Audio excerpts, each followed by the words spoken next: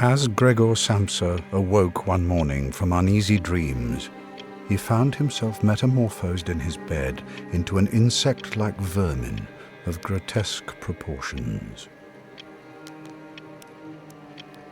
He was lying on his armor-like back, and if he looked down he could see the dome of his brown belly divided into curved segments, with the bedclothes resting precariously on top. His numerous little legs wriggled helplessly before his eyes. This was no dream. His room was exactly as before. On the desk was his collection of cloth samples. Samsa was a commercial traveler, and above it hung the picture he had recently cut out of an illustrated periodical and made an attractive gilded frame for. Gregor's gaze then turned to the window, and the dismal weather outside made him feel quite despondent. Why not just go back to sleep for a while and forget all this nonsense? But that was impossible, because he was used to sleeping on his right side, and he was unable to get into that position in his present form. People need their sleep. This endless getting up so early is enough to drive you insane. Oh God, what an exhausting profession he'd landed himself in. Fretting about trains, rushed meals, no time for real friendships. Another few years, that's all, and he'd have paid his father's debts off. Then he'd be gone. Oh, it's 20 to 7. The next train left at 7. To catch that one, he would have to hurry like mad. And even if he did catch that train, he wouldn't escape a thunderous dressing down from his employer, because the office boy would have waited for the 5 o'clock train and long since reported Gregor's absence. What if Gregor reported in sick? Well, that would be suspect, though, since Gregor had never been off ill in his entire 5 years' service. The company doctor would be straight round to pronounce him fit, and he was probably right. Gregor felt, actually, quite well, and was even ravenously hungry. Gregor?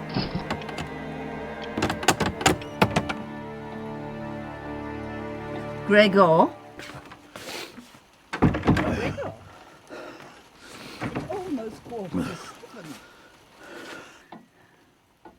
Didn't you want to be off long ago? Yes! Good heavens, what's happened to my voice? Thank you, Mother. I'm getting up now. Gregor tried to disguise his voice through the most controlled enunciation and by leaving gaps between the words. Gregor? Oh, God. Gregor? What's the matter? Gregor? Gregor! The conversation had made the other family members aware that Gregor was still at home, contrary to expectations. Gregor? Are you unwell? Do you need anything? I am nearly ready. Gregor, open the door. Gregor, please.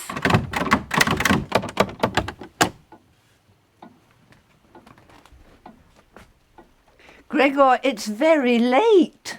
Gregor! Open the door.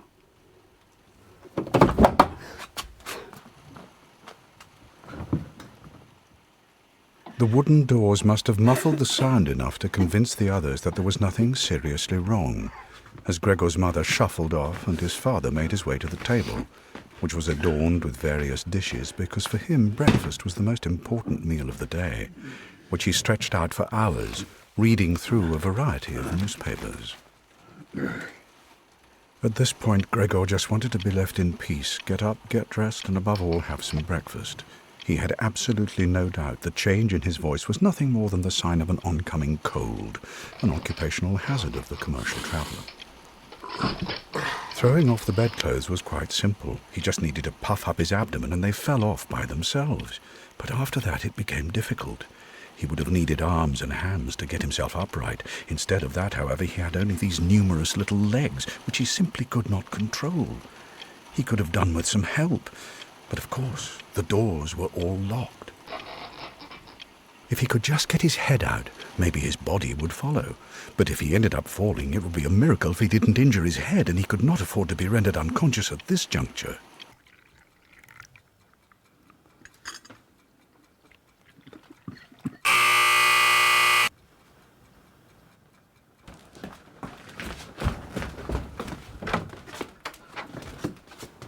Good morning, sir. Good morning. Gregor only had to hear the initial greeting of the visitor to know immediately who it was, only the supervisor himself.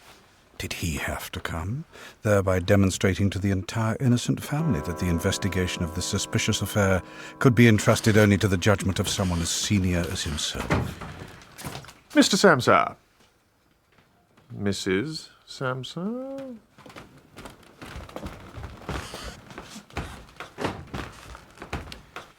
I have come to inquire after Mr. Samsa. Mr. Samsa Jr., that is, of course. I am concerned that he is unable to carry out his duties. Gregor, your supervisor is here.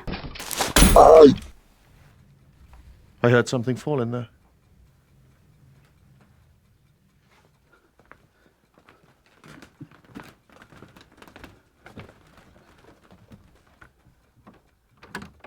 Gregor,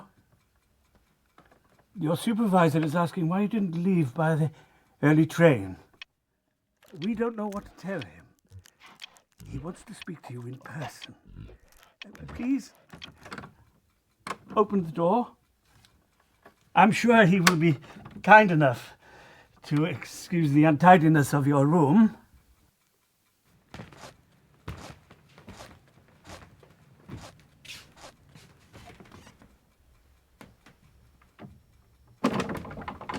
He does that.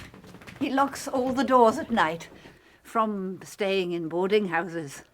You know what sort of types you can get there. Good morning, Samsa. He's not well. He's not well, believe me. Why else would my Gregor miss his train? My boy has nothing in his head but his job. You know, I sometimes worry about him. He stays in every evening, quietly reading the newspaper or poring over railway timetables. His only bit of relaxation is his woodwork. He made a lovely picture frame recently, really lovely, beautifully cut out and painted with little sort of gold bits. You'll be amazed by how beautiful it is. Yes, it's hanging in his room. You'll see it when he opens the door. He must be unwell. I mean, he must be. I know that he said that he wasn't, but I'm sure that he is not well. I can think of no other explanation, Samsa. I only hope it isn't serious. At the same time, I must say that we business people, like it or not, simply have to overcome any slight indisposition for the sake of, dare I say it, of our business. Yes, of course. Of course, you must. Can the supervisor come in now? No! An embarrassed silence ensued in the room. And what was Greta crying for? Because Gregor was in danger of losing his job? Of course he wasn't. A suitable excuse would be found later for his apparent impoliteness. Samsa, what is the meaning of this? You barricade yourself in your room, you refuse to answer any of our questions in an appropriate manner, you cause great concern to your good parents here, as well as, and I merely mention this in passing, as well as neglecting your company duties in a most unacceptable way. This great city of ours produces the finest textiles in the world, and you represent the best textile manufacturer in the city. The cloth samples you carry in our name should be badges of pride. Samsa, I am speaking to you now on behalf of your parents and of your employer himself when I demand an explanation for this tomfoolery. I am amazed, Samsa, quite amazed. Think of your duty for once. You're letting everybody down. Just a momentary attack of giddiness, that's all, sir. I'll be there in a time. What is going on in there? Just a second, Edward. I didn't sit back, don't worry. I'll be with you in no time at all. Evidently they couldn't understand what he was saying anymore. His words had sounded clear enough to him, perhaps as a result of his ear becoming attuned to his voice. How such a thing could come anyone, I don't know. I'm better now, I assure you. Did you hear that? Is he making fools of us? Oh, he's terribly ill. And we are tormenting him. Greta? Greta, get a doctor, quick! Your brother is very ill. Did you hear him speak? That was an animal's voice. Anna, Yes, sir? get a locksmith here at once. Greta, go with her. You're making a dreadful exhibition of yourself, Samsa. No less a person than our esteemed employer himself hinted to me earlier this morning that there might be a possible explanation for your absence. The collection of cash payments entrusted to you recently? Oh, there's more than a hint of embezzlement. Of course, I swore to him on my word of honor that this could not possibly be the case. But now that I have witnessed this inconceivable stubbornness on your part, I am beginning to lose the desire to defend you any further, Samsa, any further at all. Indeed, your position is not the most secure, not at all, I can tell you. I had wanted to discuss this in private with you, Samsa. But since you don't mind wasting my time here, I see no reason why your parents shouldn't hear this as well, much as I regret causing them further anxiety, of course. Indeed, your results have been far from satisfactory, Samsa, far from satisfactory. Oh, I realize that this is not exactly perhaps the time of year to do particularly good business, but the time of year to do no business at all does not exist, Samsa, must not exist! What was that? Gregor was trying to turn the key in the lock, and because he had no teeth, he injured his soft, fleshy mouth in the process. Listen. He's turning the key.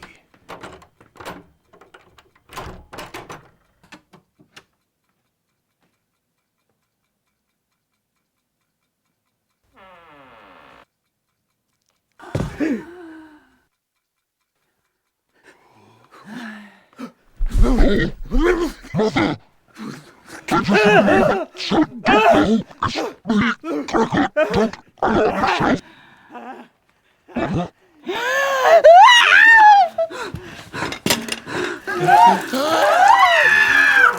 Sir!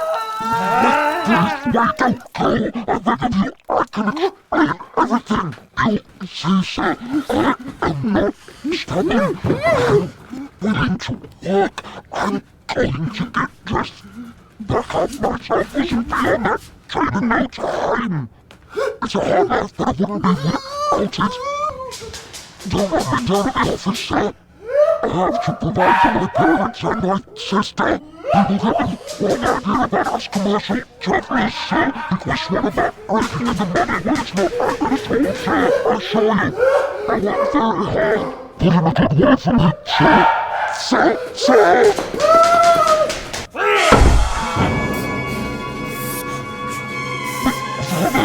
I'm stuck. Go backwards. Turn away. Listen. Gregor's father was now intent solely on driving him back into his room. No entreaty, no pleading by Gregor was understood. It was no use as long as his words sounded like an incomprehensible noise, easily mistaken for aggression, rather than pleas for mercy.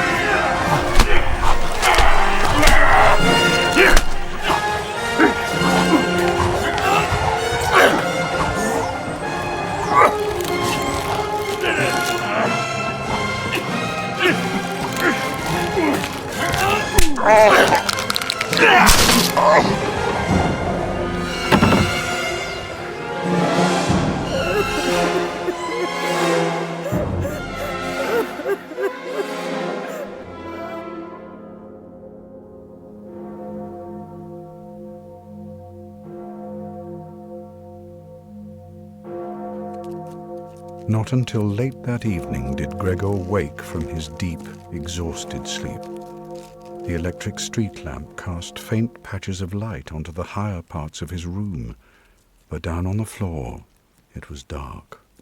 For the first time he recognized the value of his antennae as they led him through the darkness towards some form of nourishment, which he was overjoyed about as he was hungrier than ever.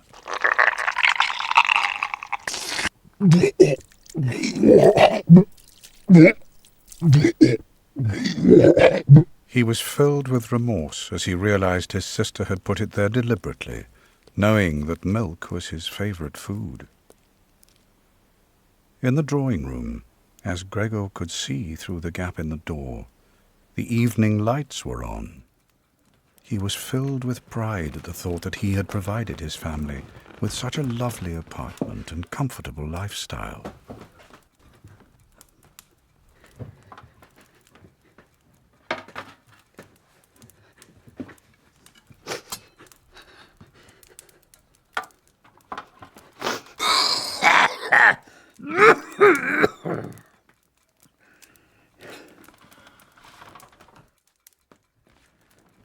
Gregor had remained close only to his sister, and it was his secret plan to send her to the music academy the following year, since, in contrast to him, she loved music and could play the violin so evocatively. During his visits home, the music academy would often be mentioned when chatting to his sister, but only ever as a beautiful dream with no chance of even thinking of it becoming a reality. Gregor's parents were averse to hearing any mention of these innocent illusions, but Gregor had very definite thoughts about it and fully intended to formally announce his plans on Christmas Eve.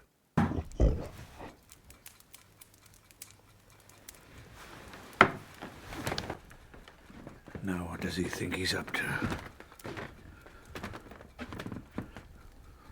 How could he do this to us?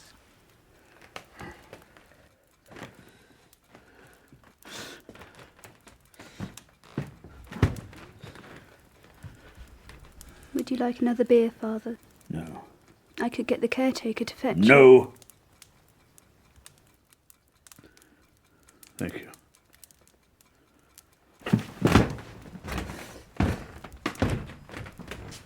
But what if all this peacefulness, all this comfort, all this security should now end in torment? Gregor's father was a healthy man, but one who was getting on, hadn't worked for 5 years, and certainly couldn't expect to do very much now. During those 5 years, which constituted the first leisure time of his hard-working but unsuccessful life, he had put on a lot of weight and had therefore become rather cumbersome.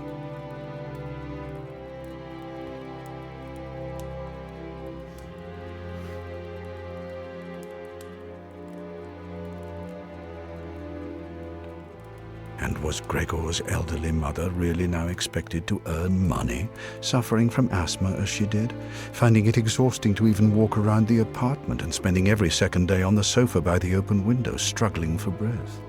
And his sister, no more than a child at 17, whose life up to now had been allowed to consist of putting on pretty clothes, sleeping in, helping out in the house, enjoying a few simple pleasures in life, and above all, playing the violin. Should she be expected to go out and earn a living all of a sudden?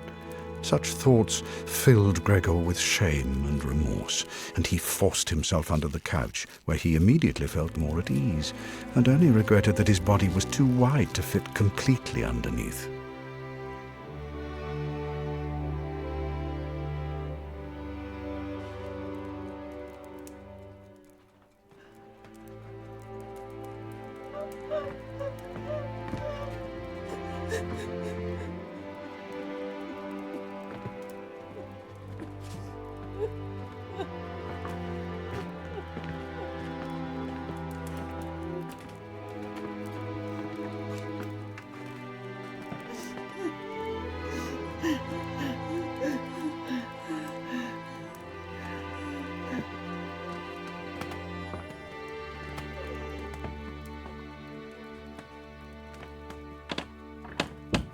Not until late into the night did the light in the drawing room go out.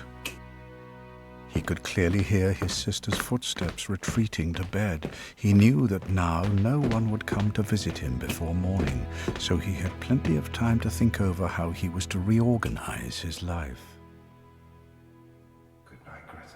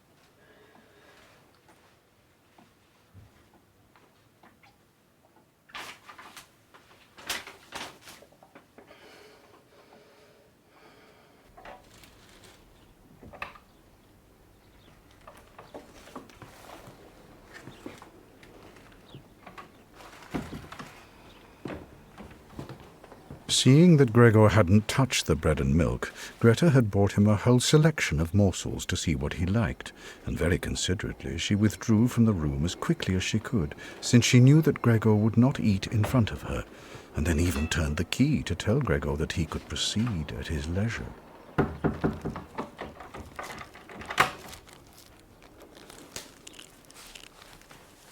The fresh pieces of food didn't appeal to him at all. He couldn't even bear the smell of them.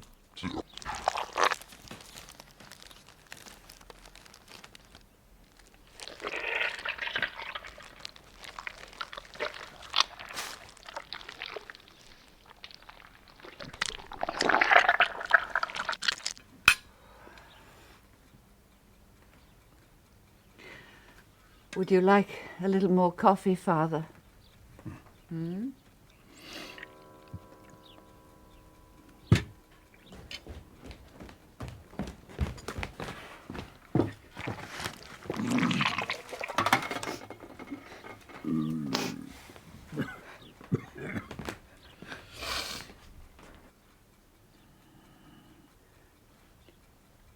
Please, sir. Please, Mr. Sampson.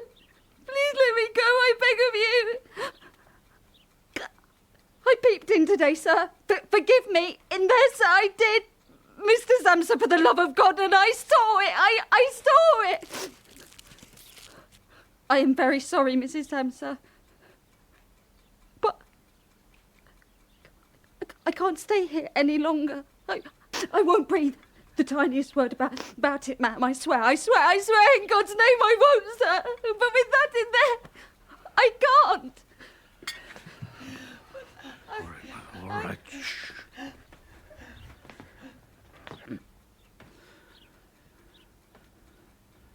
Very well, Anna. As you wish.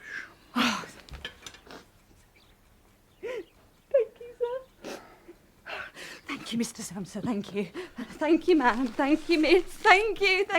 As early on as the first day, the father presented to the mother and sister the full picture of their finances and their prospects. He took out some sort of receipt or notebook from the small safe that he had salvaged from the collapse of his business. These statements of the father's would be the first welcome news that Gregor had heard since his incarceration. He had always thought that his father had been left with not a single penny from the failed business. At least his father had never said anything to the contrary, and Gregor had, of course, never asked him about it. At that time, Gregor's overriding concern had been to work as hard as he was able to allow his family to forget as soon as possible the business disaster that had reduced them all to a state of complete despair. It will be difficult without Anna, but it's no bad thing in some ways. And we cannot tell how long it will be before Gregor is back to his old self and resumes his duties at the company. We must think carefully about our finances, and indeed, our future. Fortunately, I am a prudent man. When under unfortunate and unforeseeable circumstances, my business suffered a difficult end 5 years ago, I managed to rescue a certain sum of money. And from the money Gregor brings in, I have also been able to put by a little each month, over and above the necessary expenditures. Now, this modest sum I have been adding to my own money, and the interest, quite naturally, has gradually accumulated. Father, I'm sorry, I don't quite... As I was saying, I've been making our capital grow to the best of my ability. I understand these things. We are not penniless, but the interest is not enough to keep us going. And once we start eating into the capital, the situation will very quickly become desperate. We must pray for Gregor's speedy recovery. Gregor. My Gregor. Mother, please. My little boy. Mother. Mother, don't upset yourself. He'll soon be well again. Let's hope so. Under what sort of pretext the doctor and the locksmith had been ushered out of the room on that first morning, Gregor had no means of finding out, since it didn't occur to anyone, not even to his sister, that just because he couldn't be understood, he could nevertheless understand everyone else. And so whenever his sister came in to feed him, he had to content himself with listening to her occasional sighs and invocations to the higher powers. Oh, saints preserve us.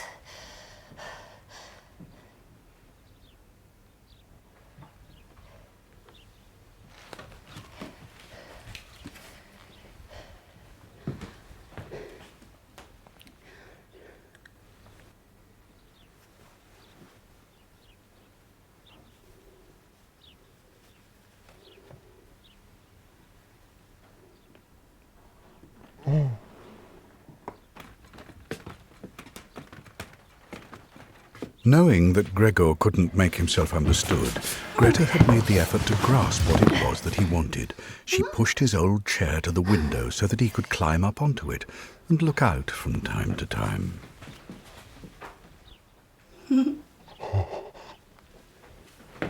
the first 14 days, Gregor's parents couldn't bring themselves to come in to see him, and he often overheard how they fully appreciated his sister's present efforts, whereas they had often previously been irritated by her, since she had seemed to them a somewhat useless girl. Could I not look in on him, just quickly? Certainly not. No, Mother. Well, is there any improvement? He hasn't touched a thing again. He hasn't eaten anything for a fortnight. What are you giving him? It's not my fault. Gregor. Gregor, my son. Let me see him. Let me see him. Gregor, my son, my poor boy, Gregor. Let me see him. Let me see him, please. Please, let me see him. Come, Mother, come now. He'll be well again soon if our prayers are answered. Come along, it'll be all right. It's all right. It's all right. I just want to see my son. You can't think of him like that at the moment, Mother. Let me look after him until he gets better. I know what I'm doing. I've got used to his hideousness, but it would be too much for you with your sensitive nature. You listen to Greta, Mother. She knows best. Hmm?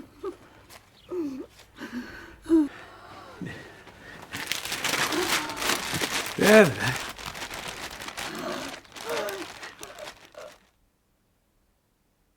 On one occasion, it must have been about a month after Gregor's metamorphosis, and there was no particular reason any longer for his sister to be astonished by his appearance, she came in a little earlier than usual, showing great caution, as if he might be lying in wait somewhere to leap out and bite her, and when she caught sight of him, she started back in fright and shut the door sharply. He realized from this that she found the sight of him repugnant, that she would inevitably continue to find him repugnant forevermore.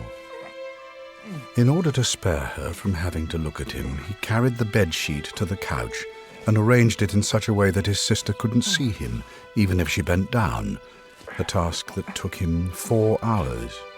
And that is how he intended it to be whenever she came in to feed him. At night he would often gaze out of the window, and with every passing day his vision grew dimmer and dimmer until he could have believed he was staring out at a wasteland where the sky and the landscape merged indistinguishably together.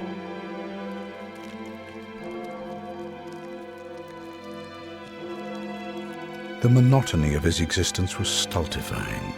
He didn't have a lot of space to crawl about in, was finding it difficult to lie still at night, and was failing to derive the slightest pleasure from eating anymore.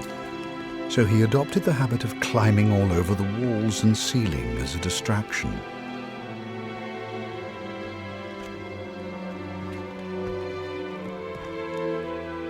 It was quite different from being down on the floor. It was easier to breathe. A gentle fluttering sensation went through his body. He particularly liked hanging upside down from the ceiling, and in the state of almost joyful relaxation that he found himself in up there, it could happen that he'd lose his grip and crash down onto the floor. But by now, of course, he had gained far more control over his body, and a fall like that didn't injure him in the slightest.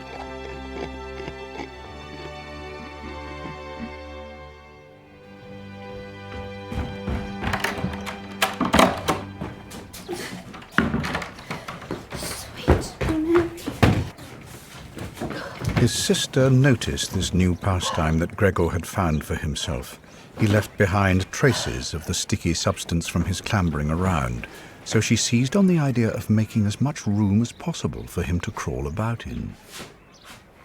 That's good. And he was reassured that she was pleased with his attempts to hide himself away.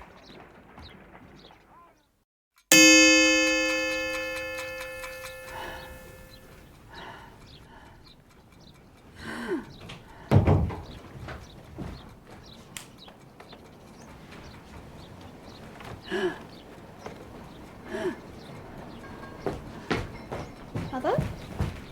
Yes? Gregor needs more space to move around in. I need you to help me move some of his furniture out.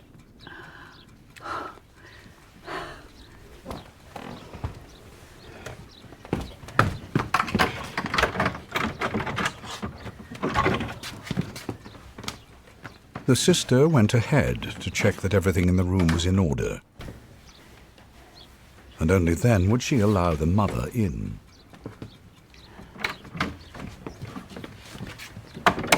Now, I've made sure you won't see him, Mother. Oh, this is not the moment. You're not strong enough yet. All in good time, I promise. Come along.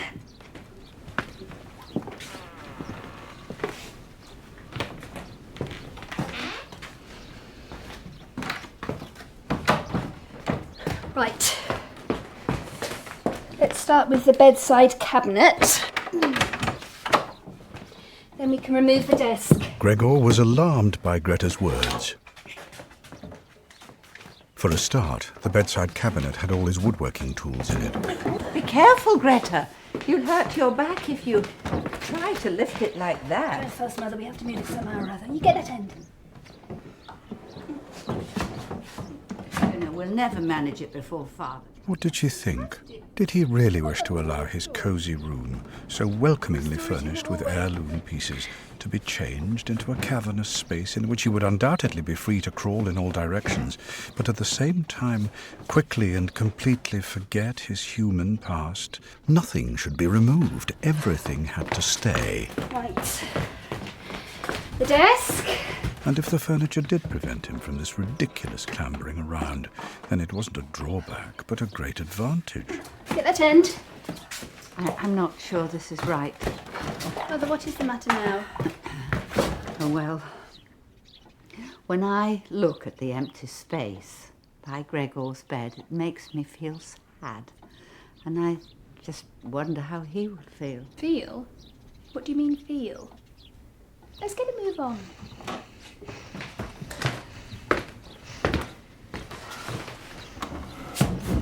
Hasn't he always been used to seeing this furniture since he was a young boy? Won't he feel a bit lost without it? Mother, let me be the judge of that. Who's been looking after him all this time?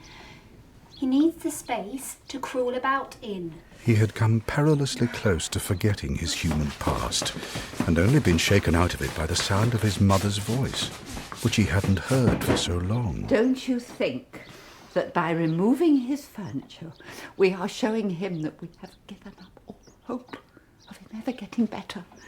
No, I think it's best if we leave the room exactly as it always was, and so that when Gregor returns to us, it will be all the same, and he won't be reminded of what happened to him in between times. Mother, you're being silly now. I know him. I'm the one that sees to him, aren't I? We should clear the whole room bit by bit.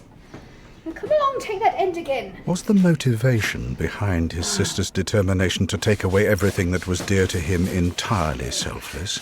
She wanted to rob him of everything. Well, there was one thing they were not going to have.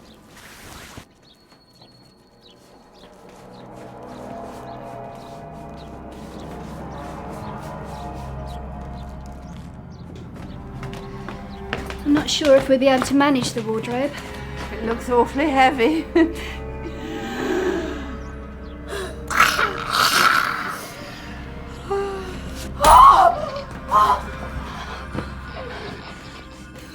You beast! These were the first words his sister had addressed to him directly since his metamorphosis. Smelling salts! Gregor wanted to help his sister, as he had always done in the past. He could save the picture later. Greta, I know where they are.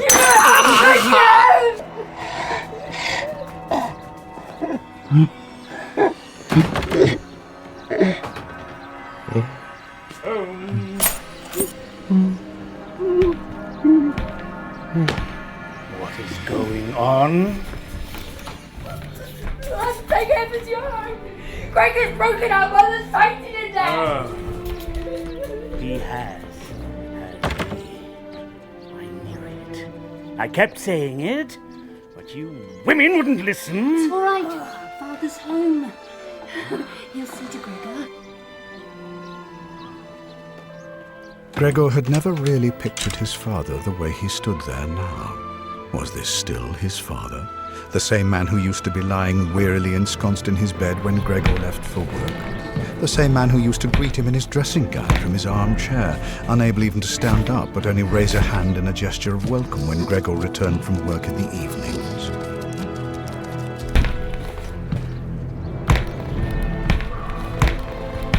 And who, during the rare family walks on a few Sundays of the year, would be wrapped in his old overcoat, shuffling forward between Gregor and his mother, carefully testing the way with his stick and moving a little slower than their already leisurely pace?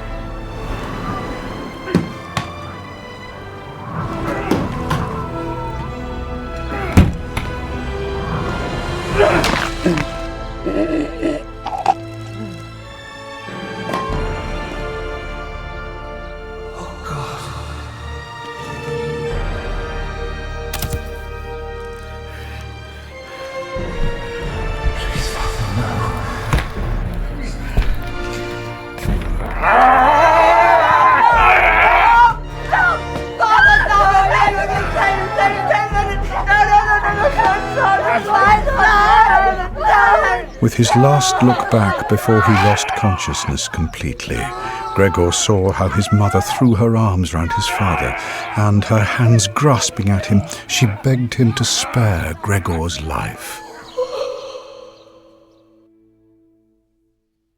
Gregor's severe wound, which had afflicted him for more than a month, seemed to have prompted even his father to recall that despite his present regrettable and repulsive condition, Gregor was still a member of the family who shouldn't be treated like an enemy, but on the contrary, that it was the duty of the family to suppress their disgust and to tolerate him.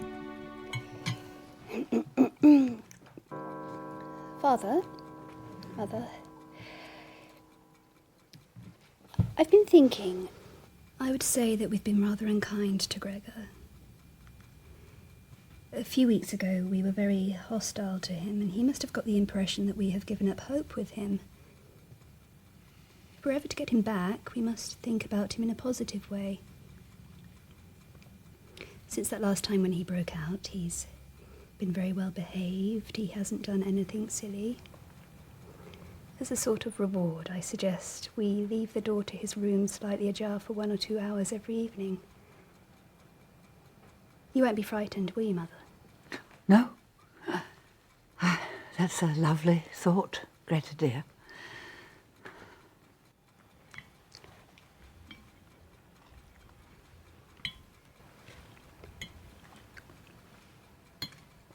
Gregor had permanently lost some mobility as a result of his wound, and it took a long time for him to cross his room like an old invalid. Climbing about on the ceiling was now out of the question.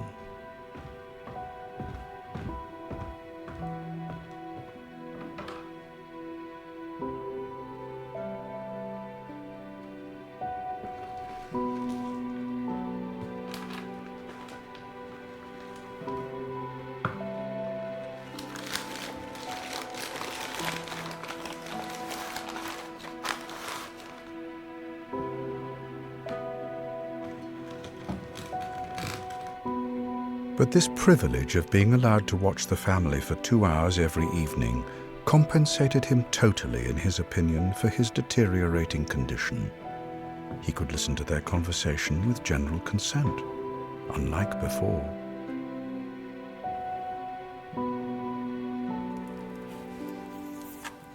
Mother? Bonjour. Je m'appelle Greta. J'ai 17 ans. Comment allez-vous? Is that French, dear? Yes, Mother, I'm learning another language. I'm not going to stay as shop assistant all my life, you know. Very good, dear. You're working very hard, my dear.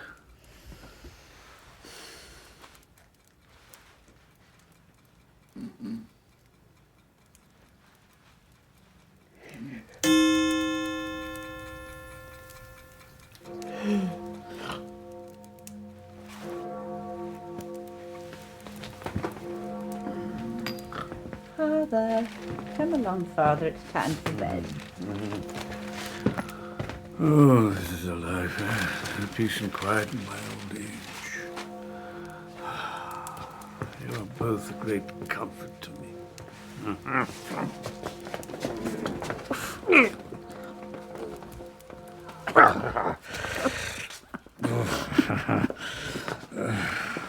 What's still all this to clear away and all the washing up to do? No, we can't have this. Life is hard enough as it is. And me working at the bank, and you at the store, and you taking in all the sewing and mending. Oh. We're overdoing it, my pet. We should get someone in. I can afford it, no?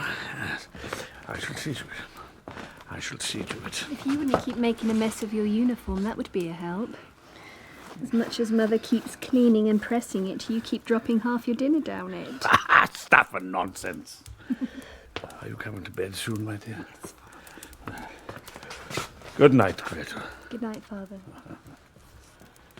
And the wound in his back started to trouble Gregor all over again, particularly on those occasions when the mother and the sister had put the father to bed, leaving their respective tasks untouched. And then, huddled together, whispering. I mean, he doesn't know that I've had to sell all my jewellery. Don't tell him, Mother, it would kill him. He's so proud again.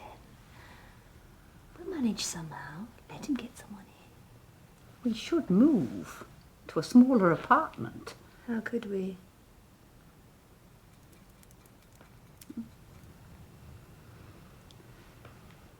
I think you'd better shut the door now, Greta. Gregor was convinced that they could have moved apartments if they really wanted to. They could easily have transported him in a suitable crate, if it had a few air holes in it. The nights and days Gregor spent almost entirely without sleep. Sometimes he imagined that the next time the door was opened, he would take the family affairs in hand again, just as he used to in the old days. After all this time, there appeared in his thoughts a cashier from a hat shop whom he had tried to court ardently, but too slowly, and a chambermaid from a provincial hotel, a fond and fleeting memory. At other times he was in no mood to worry about his family, but instead was filled with anger at the neglectful treatment he was receiving, and despite the fact that he had no idea what he might have fancied eating, he nevertheless made plans to raid the larder to take what was rightfully his, even if he wasn't in the slightest bit hungry. But who in this overworked and exhausted family could spend more time looking after Gregor than was absolutely necessary? Without really thinking about how to do something special for him, his sister would bring any old scraps into his room before she went off to work in the mornings and after lunch, and then in the evenings clear it up again, in perfunctory fashion, completely indifferent to whether Gregor had tried a little bit of the food or left it completely untouched.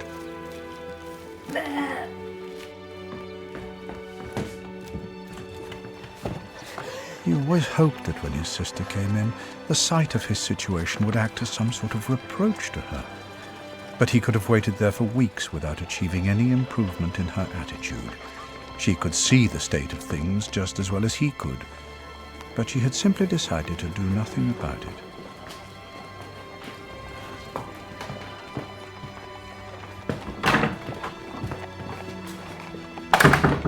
Yet on the other hand, she made absolutely sure, with a touchiness that made the whole family suffer, that clearing up Gregor's room was her exclusive prerogative.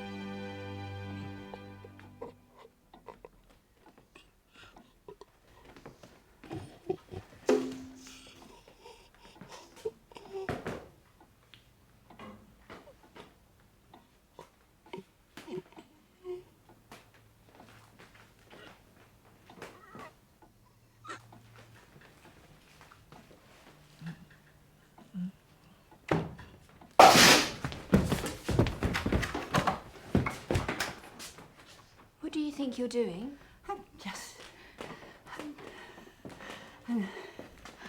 I'm sorry. I'm sorry. I have told you again and again. Father! Father! Look what she's doing! Tell her! What, Greta? What? What is it? Why don't you trust me, any of you? You think I don't look after him. You think I can't clean him out. I can't do everything now I've got my own job. This is intolerable. You should not interfere. That is her domain. And you should not be taking so much on your shoulders anyway. You've got enough to do working full time. I will not have it. I will not have it!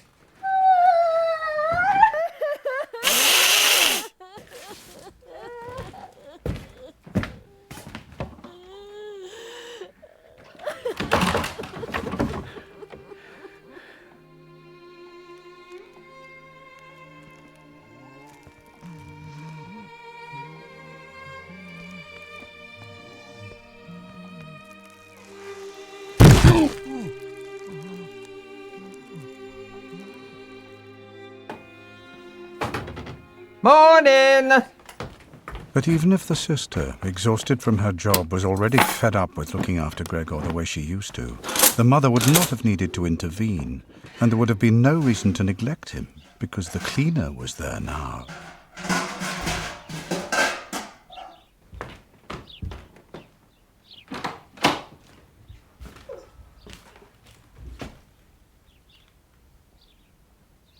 This old widow, whose powerful build had enabled her to survive the worst of what life had thrown at her, wasn't at all repulsed by Gregor. Well, I never. Just look at that funny old cockroach. To you too. Oh, you don't have Pong. Come on then, you smelly old woodlouse. Just you dare.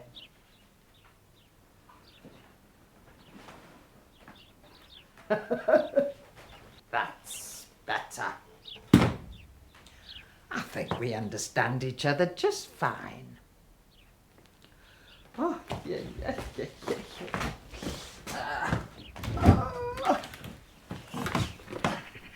It's springtime again.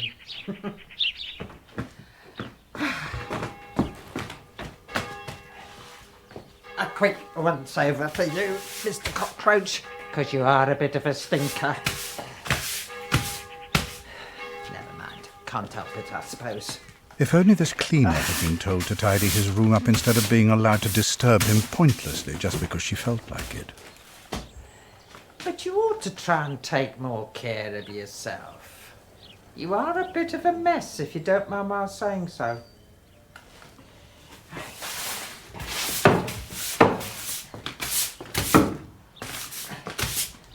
Well, that's enough of that. Bye-bye.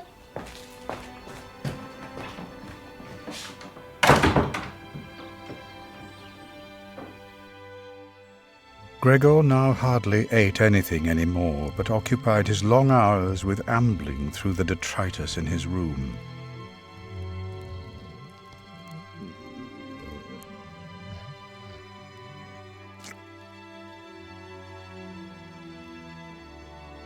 And after such perambulations would feel tired to death and miserable.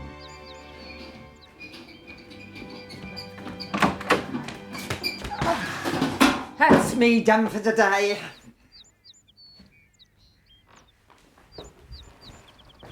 I'll see you tomorrow, you woodlouse. His family had acquired the habit of pushing things into his room that they hadn't got space for anywhere else. And there were now a lot of these things because they had let one of the rooms in the apartment to 3 lodgers. Good afternoon, madam. These earnest gentlemen were obsessional about tidiness, not just in their room, but in the whole household. Moreover, they had brought with them most of their own household items. For this reason, many things had become superfluous, which weren't actually saleable, but which the family didn't want to throw away either, and all of these found their way into Gregor's room.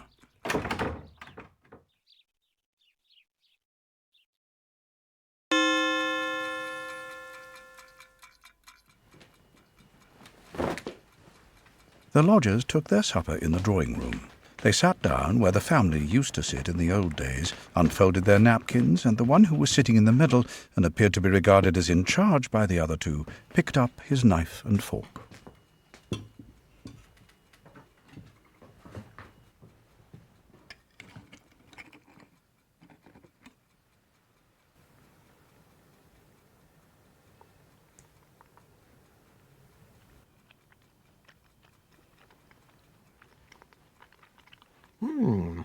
The family had never before let out rooms and therefore greatly overdid their courteousness to the lodgers.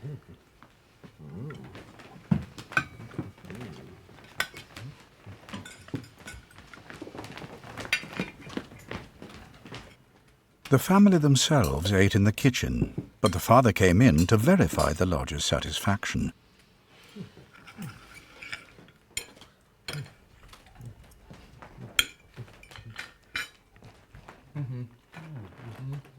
The lodgers rose in unison and muttered something into their beards.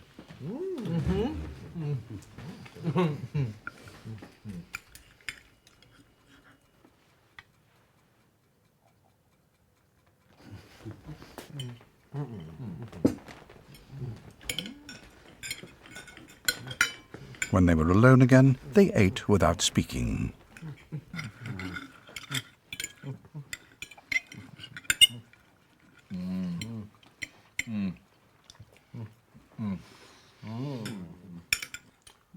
It seemed strange to Gregor that of all the varied sounds made when eating, it was the chomping of their teeth that came through most clearly, as if demonstrating to him that in order to eat, teeth were needed, and that it was impossible to get anywhere with even the finest jaws if they had no teeth.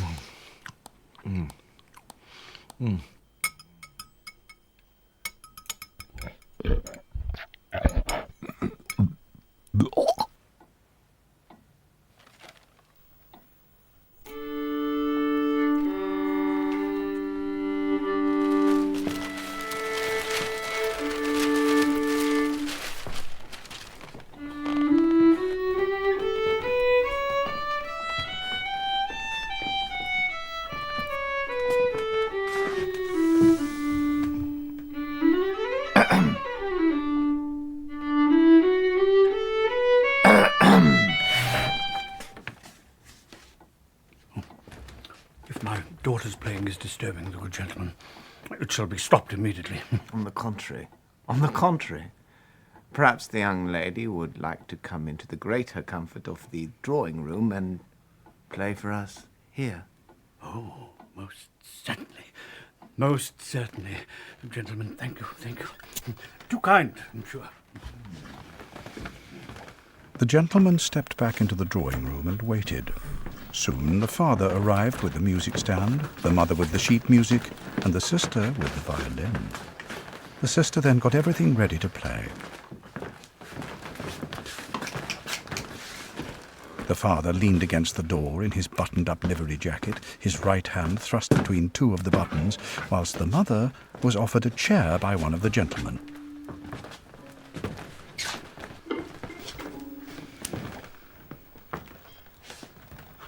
And because she didn't move the chair from where the gentleman had put it, was left sitting to one side.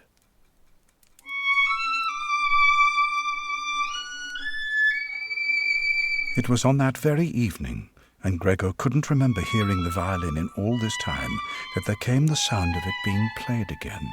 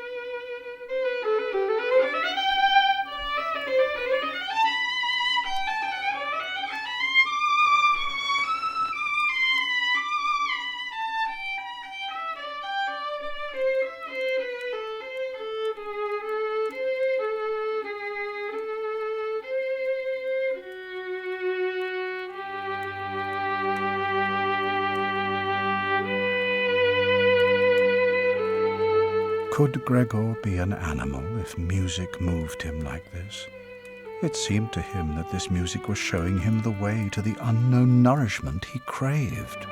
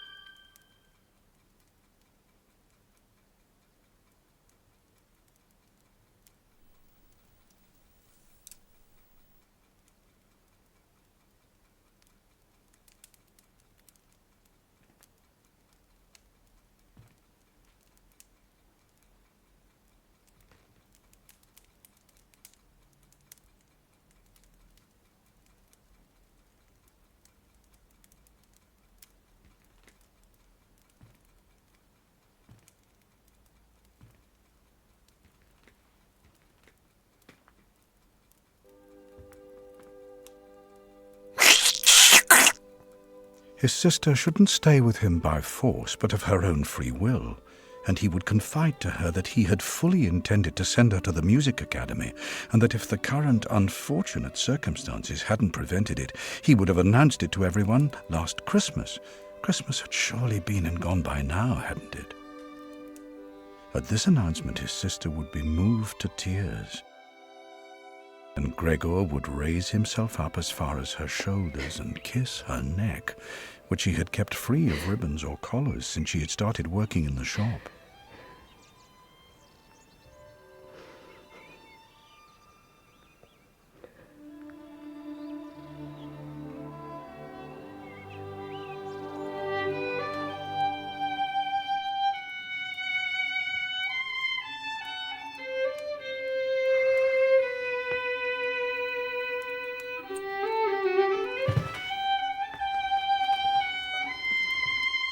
Mr. Samsa!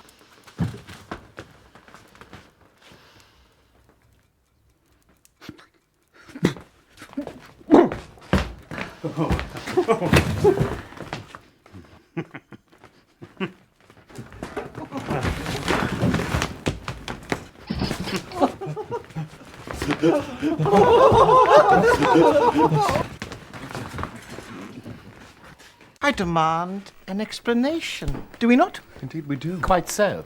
We were not informed, as I recall, that we would be sharing our accommodation with that. Never a word. Kept completely hush-hush. I demand an explanation, Samsa. At once. On the spot. Forthwith. Without delay. I wish it to be known that in view of the quite repugnant conditions prevailing in this abode, I herewith tender our notice with immediate effect. Quite so. Precisely. Indeed. And for the time we have been here, we will of course not pay a single penny. Rather, may you be forewarned that we shall be considering whether or not to take legal action by way of gaining some redress. Ha!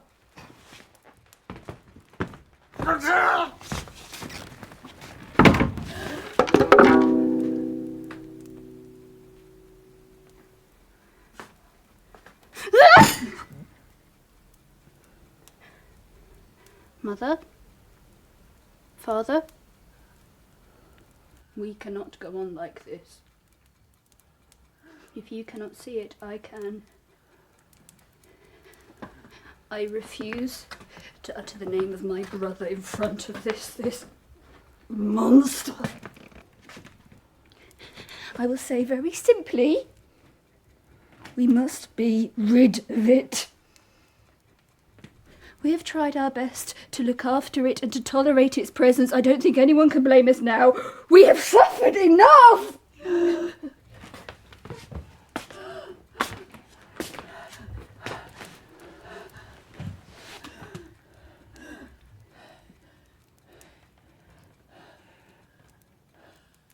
She's right. We must find a way of getting rid of it. Otherwise it'll kill you both. I can see it coming. We can't all go on working as hard as we do because of this monster in our midst and putting up with this endless torture in our own home. You, Father, slaving away as a glorified errand boy bringing breakfast to the lowliest minion. Mother working her fingers to the bone with all this dressmaking. Me run off my feet all day in the shop.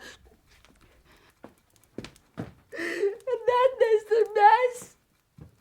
But what are we to do, my child? If only he understood us. If only he understood, we could come to some sort of agreement. He must go! It's the only way, Father. You must stop believing that it's Gregor anymore. Our misfortune is that we've gone on believing it for so long. How can it be Gregor? Gregor would have realised long ago that it was impossible for humans to live together with a creature like that.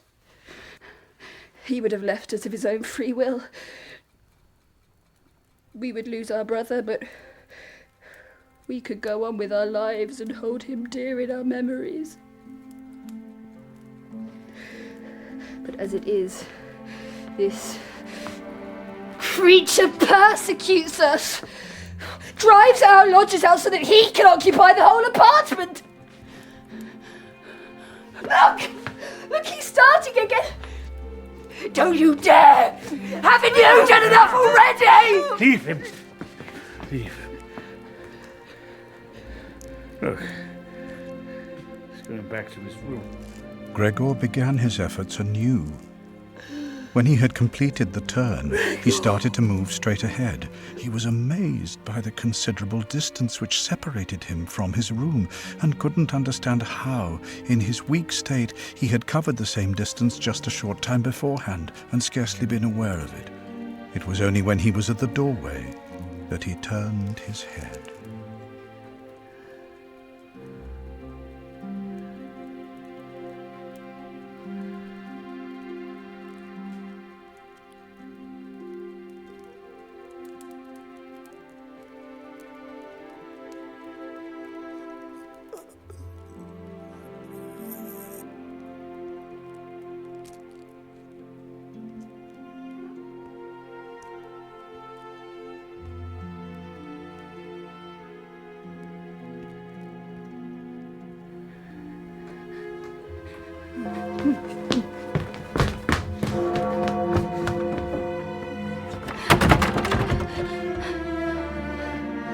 At last.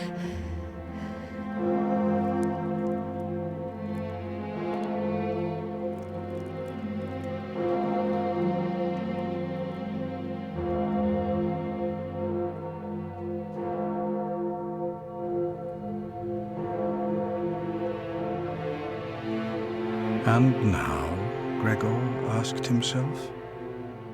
He soon discovered that he could no longer move at all. He didn't find this surprising. Rather, he thought it must have defied the laws of nature that he'd been able to maneuver himself about on these little legs at all up to now.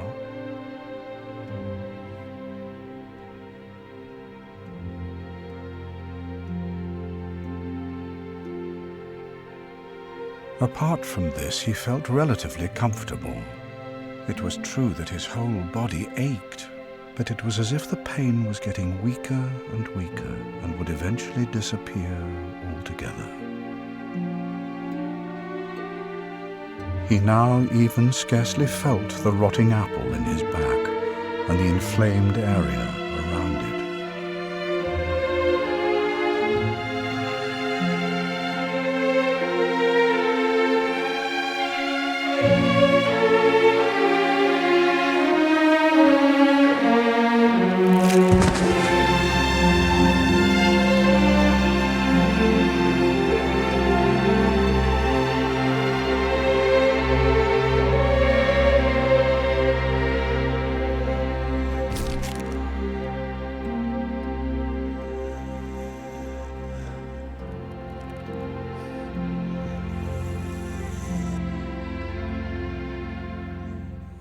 He thought back on his family with tenderness and love. Then his head sank fully down of its own accord.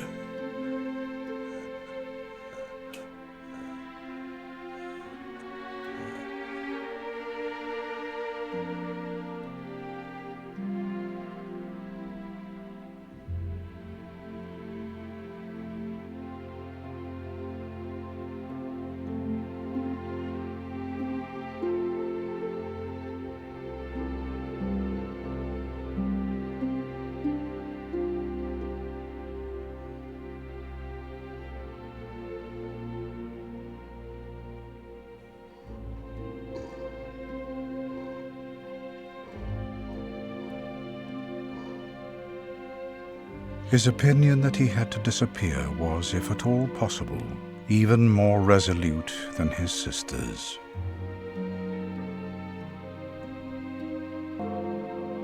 In this state of peaceful reflection, he remained until the clock tower tolled 3 in the morning. Then he just managed to glimpse the world outside his window growing lighter.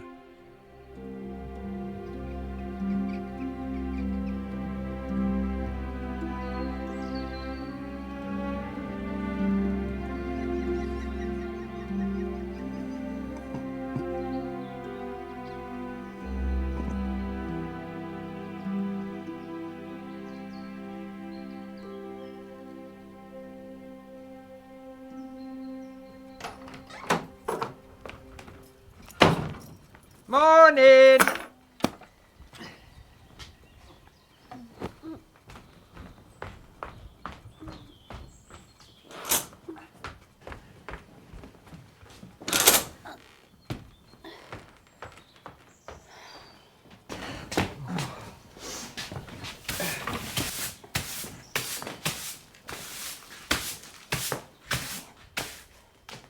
Come on, you idle old cockroach. Get up. It's morning. Oh, so we're sulking, are we? Come on. Come on. Itchy kitchy coo.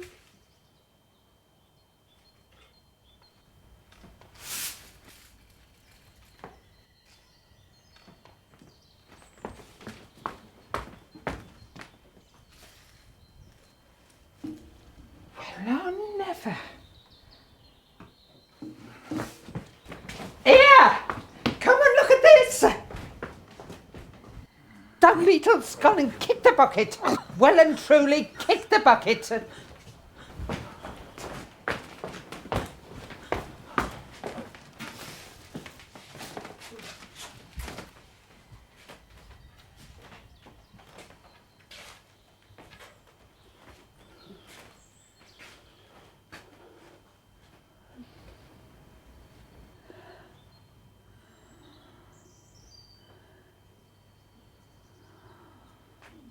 Dead? That's what I said.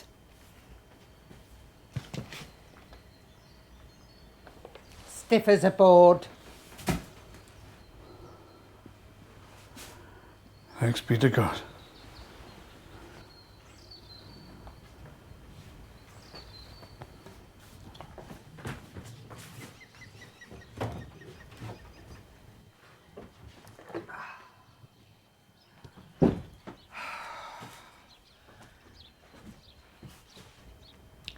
Must get on.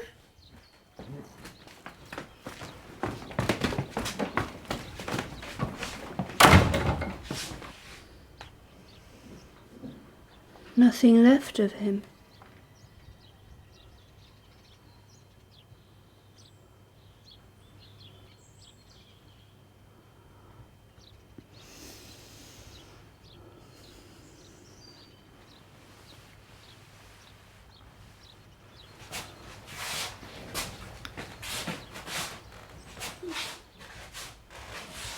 Come in with us for a while, Greta.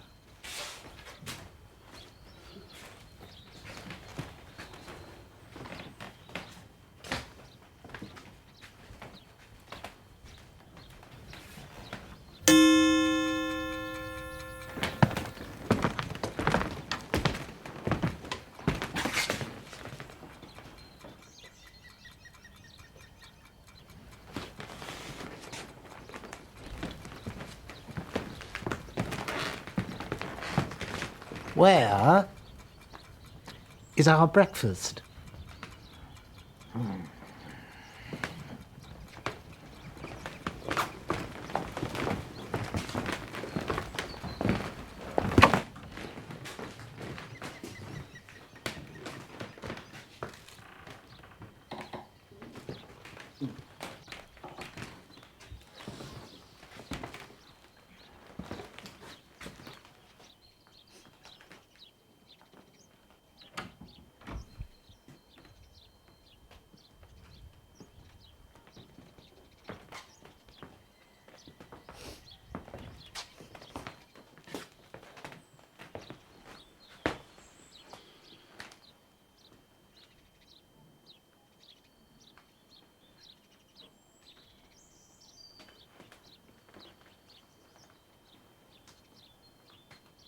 Leave my house at once. What do you mean? Exactly what I say. Out!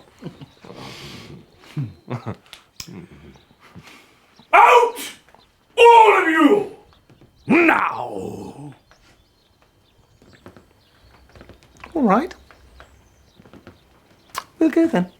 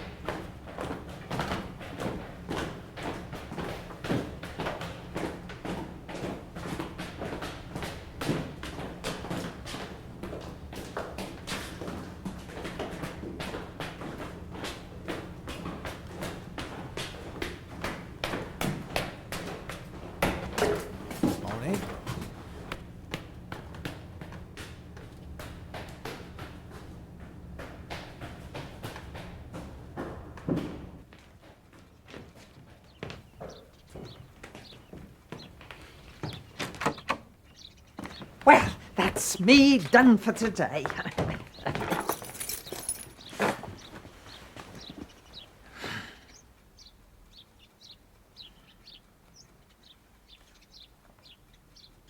Is there something? Don't you fret about how to get rid of it. Don't you fret about that side of it. It's all been seen to. Well?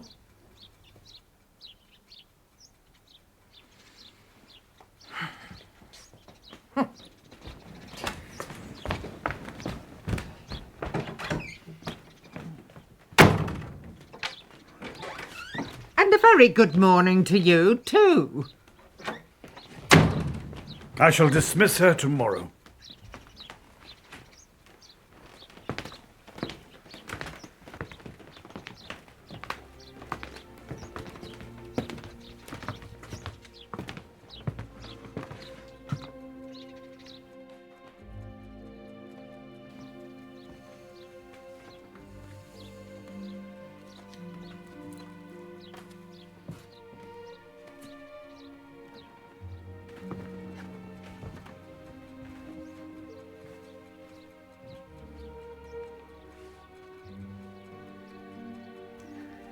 Oh, come on, you two.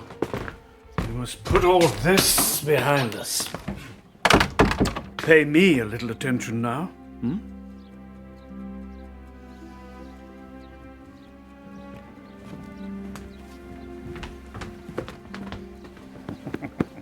Then all three left the apartment together, something they hadn't done for months, and took the tram into the open country outside the city. They discussed their prospects for the future, and it became evident on closer examination that these weren't at all bad, since all three of their jobs looked especially promising. But the best and most immediate improvement would be gained by moving to a smaller, less expensive but more conveniently situated apartment than the one Gregor had found for them. The carriage in which they sat alone was bathed in warm sunlight. It struck Mr. and Mrs. Samsa as they observed their young daughter how, despite all the suffering which had given her such pallid cheeks, she had blossomed into a lovely young woman. I'm to find her a good husband.